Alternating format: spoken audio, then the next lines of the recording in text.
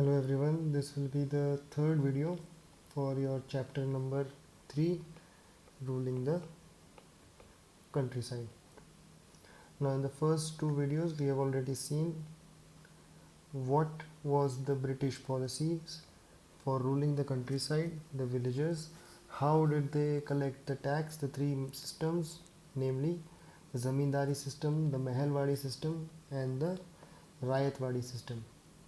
And afterwards in the second video we looked at a prime example, that was the indigo farming. What were the two types of indigo farming, niche cultivation and Rayati cultivation, what was the differences between the two and why was there certain advantage in terms of the Rayati cultivation for the British, because they could contract the ryots or the small villagers.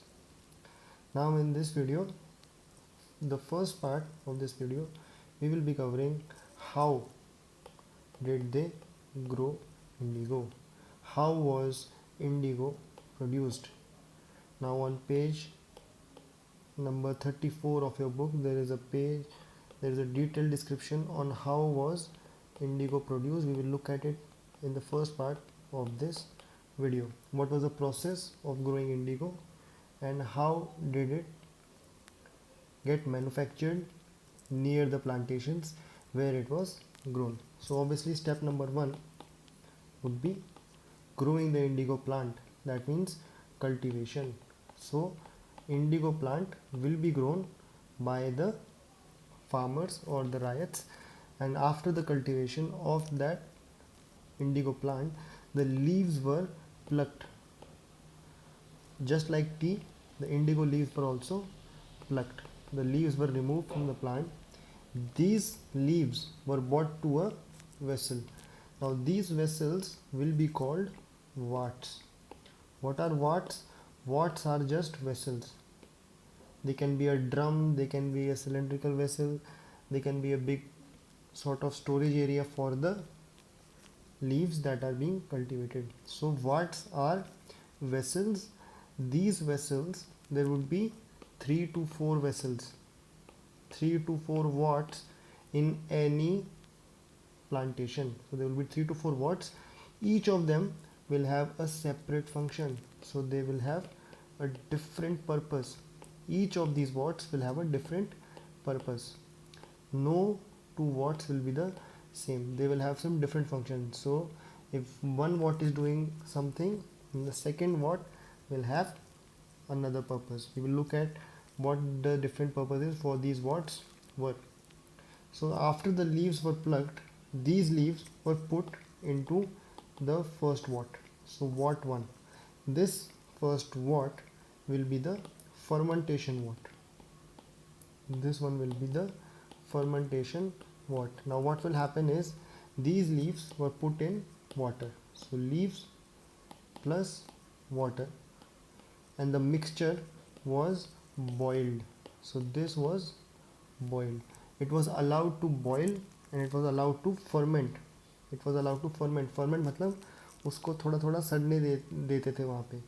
Once it was fermenting, this mixture of water plus the leaves, it started to boil. Now when it started to boil, the rotten leaves were removed. They were removed. So the rotten leaves after fermentation were removed, and the water which was there after removing the leaves, this water was put into watt number 2. So the first watt was the fermentation watt. It has served its purpose. It was water was mixed with the leaves, and then as it fermented it was boiling. So this rotten leaves were removed, and the water now with the indigo color, it was shifted to the second vessel, the watt number 2. This one was the beater watt. Beater watt is similar to how chach or lassi is prepared in our homes. Now in this beater watt, this water which was removed from watt number 1, it was stirred with paddles. Now what is stirred? Stirred is उसको मिलाना, उसको घोलना. It was, उसको मिलाया जाता था उस पानी को. Why was it stirred? It was stirred so that the ingredients of the indigo could come out, the color could come out, and then it could be settled down. So it was stirred, just like we stir the milk to remove the cream from the milk. Similarly, this water was stirred with paddles. What are paddles? Paddles are, for your understanding, you can understand that paddles would be the things which we use to row the boat. जब भी हम कोई नाव चलाते हैं तो उसमें चक्कू चलाते हैं, उस चक्कू को इंग्लिश में क्या कहते हैं हम? Paddles. So these paddles were use to stir the water consisting of indigo. So just like you are stirring the milk to mix the sugar in your milk every day, similarly these paddles were used in Watt number 2 to stir the water. Now after, when this water was stirred, it first turned into green.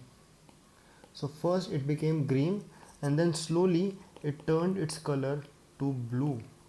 Once it became blue, once this water stirring, it became green, and then after some time it became blue. Once it was turned blue, then we will add lime water to it.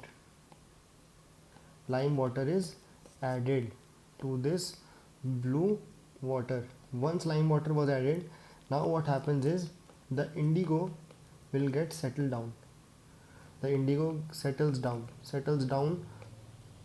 जैसे मिट्टी का पानी होता है, मटमैला जो पानी होता है, उसको अगर आप थोड़ी देर रखा रहने दो तो जो मिट्टी होती है वो नीचे सेटल हो जाती है. Similarly once lime was added, now indigo would settle down, and ऊपर सिर्फ और सिर्फ साफ पानी रह जाएगा. So at the top of the vat will be clear water, clear liquid, and at the bottom you can see sedimented indigo. So this indigo was removed and it was packaged for export. So it was packaged in small packets and then it was exported. So this was the main process of manufacturing indigo. First step was cultivation, then the leaves were plucked. After that, in the second wort, it was placed in the first wort. First wort is the fermentation wort. In the fermentation wort, this leaf was put in water and this water was allowed to ferment. It was rotten, and this rotten, when it gets boiled, then the rotten leaves were removed and this boiling water was put into wort number 2, placed directly below the first wort. After this second wort, in this second wort the hot water was stirred with paddles. उसको मिलाया जाता था. As it is being stirred, it will turn green and then slowly it will turn into the bluish color.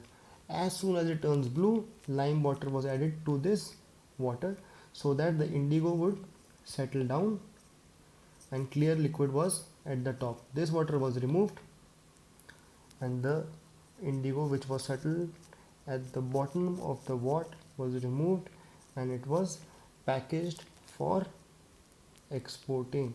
So this is the way in which worts were helpful in producing indigo from the cultivated plants. The leaves were removed, they were put in wort 1 and then in wort 2, and then the settled indigo was removed. All these worts, they were in the plantations only. So in the plantations where the indigo was grown, it was in these plantations only. So it was not very far away. Workers would pluck the leaves and they would deposit the leaves in the wort there nearby only. They will not have to go very far. So this was the method of producing indigo from the indigo plants. Now the second part of the video, we will be looking at the Blue Rebellion. This is a very important part of your chapter, and this chapter is very important for the history of our country as well, and very less people know about the Blue Rebellion. What is the Blue Rebellion? Blue Rebellion took place in March of 1859, just 2 years, after the 1857 revolt, just 2 years after the 1857 revolt. So in the March of 1859, the Blue Rebellion took place. Why is it called Blue Rebellion? Because of indigo. This was mainly a rebellion by the indigo planters. That is why it is called Blue Rebellion. Now what happened in this rebellion? As you can see, the riots, which were the farmers, they refused to pay tax, they refused to pay rent, so they refused to pay the rent, they refused to pay the rent. They said that it is not very helpful for us, it is a very oppressive system and we will not pay rent. They also attacked the plantations. So they attacked the plantations where the indigo was being grown, and they attacked it with lathis. They attacked it with lathis. So these plantations were attacked by the riots. They were attacked by lathis, they were attacked by using swords, even bow and arrow were also used in some occasions. So it was a violent rebellion against the plantation worker, against the plantation owners mainly, and the planters who were forcing the farmers to grow indigo. The women also took part in this moment. They attacked with utensils and pots, the kitchen utensils which they got, and the pots, they used those to attack the plantations. Those who were still working, those who were working at the plantations, the plantation workers, those who were not participating in the rebellion, they were still supporting the plantations. These plantation workers were boycotted. What do you mean by boycotted? Boycotted means उनको हर चीज़ से उनके सामाजिक in the social system they were boycotted. Boycotted means they were not allowed in religious functions, they were not allowed in any parties, any gatherings, they were not allowed in, they were not even allowed to marry with other workers, other villagers. So these families, the workers who were working in the plantation workers, they were sort of socially boycotted. They were not given food, they were not given necessary things, and they were in the villages where they lived, they would be boycotted. So the plantation workers were boycotted, they were not part of the social system in those villages where the plantation was taking place. Now the next question is, why now? This system was in place for more than 60-70 years. Now why suddenly in March 1859 did the people in West Bengal rebel? Why did the people in Bengal rebel during March 1859 only? Why now? So the part of this is, firstly, it was just 2 years after 1857. So people believed that if they rebel, if they revolt, they can make the British hear their pleas. So firstly, the 1857 revolt proved to be a great catalyst for them. Second thing which was very important here was that the zamindars were supporting the riots. The zamindars, the rich landowners, were supporting the riots, and that is why, due to the support of the zamindars, they thought that now they can rebel against the planters. Why were the zamindars very eager for this rebellion? They were very unhappy. They were unhappy. Why? Because of the rising power of the planters. The planters who were foreigners now got so much land in their area, and they had more power. So they were unhappy with the rising power of the planters. They were not happy that the planters who were from a foreign country now came to this country, got them land, and now they are becoming more and more powerful. They thought that it was their country, it was their area, and they were supposed to be the powerful people. So they were very very supportive for the riots, the villagers, the workers who were rebelling against the against the planters, against the plantations. Now, what was the British point of view in all this? Now, the British, as you know, just had quelled the 1857 revolt. अभी अभी 1857 revolt खत्म ही हुआ था. They were very scared. They were very scared that another rebellion of that sort will start. So they were not very very happy with this. They were very very shocked. They were very very scared. They thought that just now 1857 revolt had stopped, and now in Bengal another violent movement is starting. So what happened is they sent their biggest officer, the lieutenant governor, the lieutenant governor, to tour. Tour is उस area में घूमना. He was touring Bengal, and he was hearing the plights of the farmers. The farmers would come. The farmer here also means riots. You have to remember that. The farmer or the riots would go to the LG and they would complain about the system of the plantations. They would complain. And what the farmers thought was that why is the LG here? The LG here is because he has sympathy. वो उनका दुख दर्द समझ सकते हैं, plantation का दुख दर्द समझ रहे हैं एलजी, इसलिए एलजी यहाँ पे घूम रहे हैं. They thought that the British would take action, the British government would take action against the planters. They will protect the interests of the farmers. So they were thinking that the British now will help, the British government will help the farmers. So the lieutenant governor told Bengal. Now what he said in one of the places was, he said that the riots will not be forced. They will not be forced to grow indigo. He just said that they will not be forced to grow indigo, but the people now thought that once he has said that, that means Queen Victoria, the Queen of England at that time, the Queen Victoria has said that there will be no more indigo cultivation in Bengal. So they thought that this meant कि हमारे को कोई Indigo cultivation अब नहीं करनी. They thought it was no more indigo cultivation from Queen Victoria. The order had been passed from Queen Victoria. So this resulted in the protest becoming even more big. This protest became even more big. What happened next?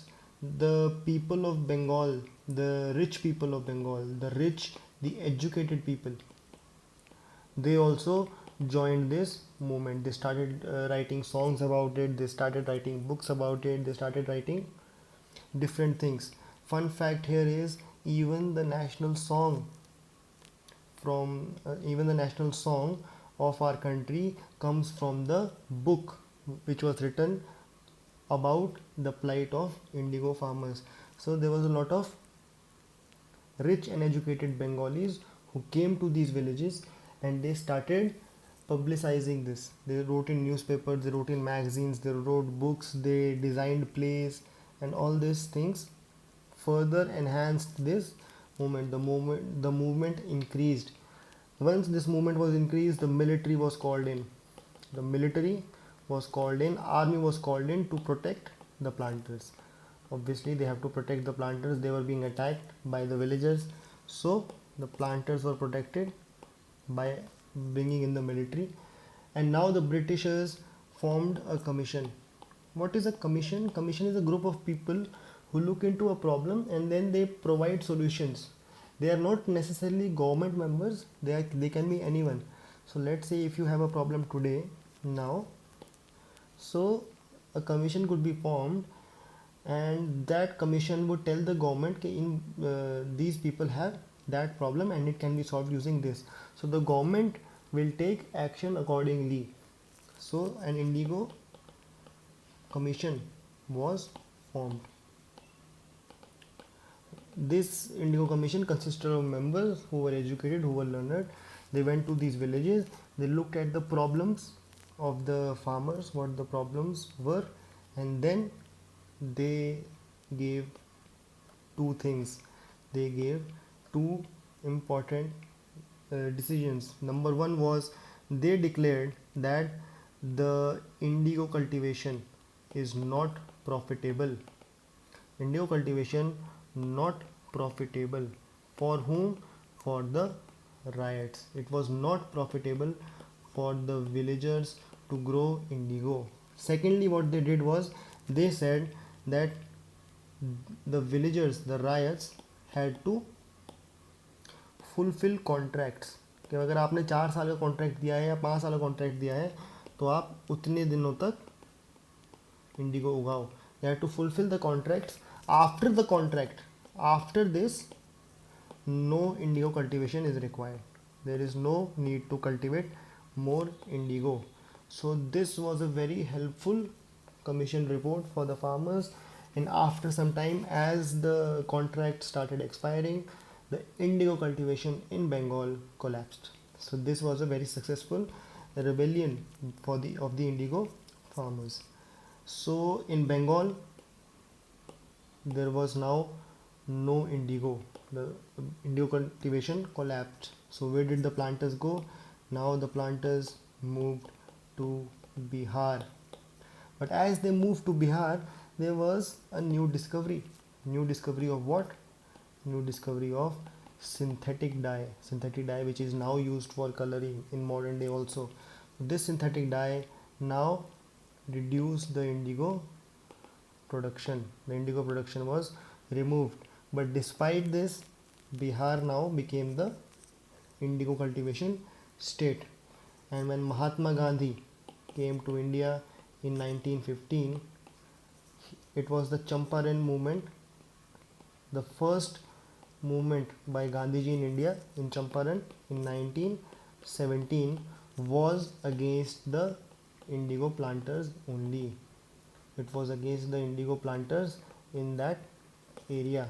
So the Champaran Satyagraha, the first Satyagraha of Mahatma Gandhi in the year 1917 was against the indigo planters only of Bihar.